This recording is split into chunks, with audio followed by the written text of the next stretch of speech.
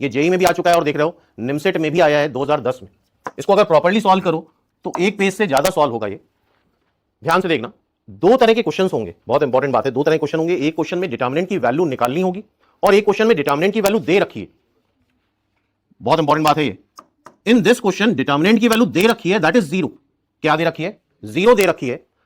It means this is 0 for any value of P Q R ABC. यहां पे क्या क्या है? पी क्यू आर एबीसी, बस पी ए ना हो, क्यू बी ना हो, आर सी ना हो, इसके अलावा कुछ भी रख दो तुम तो ये वैल्यू 0 ही आएगी। ये होता है जब डिटर्मिनेंट की वैल्यू गिवन होती है।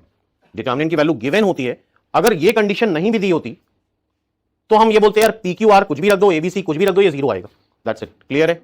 यहां तक बात समझ में आ रही है? दूसरी बात, दूसरी इंपॉर्टेंट बात, हमें ये निकालना है तो ऑब्वियसली पी को तुम ए नहीं रख सकते, क्यू को बी नहीं रख सकते, आर को सी नहीं रख सकते, अदरवाइज डिनोमिनेटर 0 हो जाएगा और ये चीज अनडिफाइंड हो जाएगी।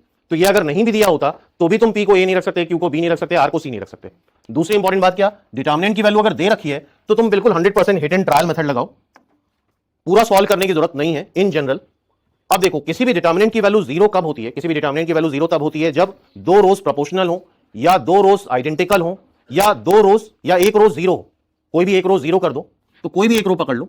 हाँ भाई देखो जरा ध्यान से, P को PBC AQC एंड किसी एक रो को 0 कर दे, या कोई भी कुछ R1 को पकड़ लो। क्या पकड़ लिया? R1।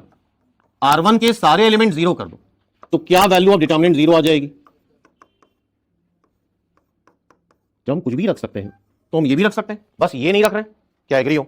P को 0 कर दिया, B को 0 कर दिया, C को 0 कर दिया, इस बात पे एग्री हो? किसी भी एक रो या किसी भी एक कॉलम को 0 कर दो अकॉर्डिंग टू योर कन्वीनियंस या according to your requirement. P को जरा 0 करो, क्या आ गया? ये 0 आ गया, बोलो।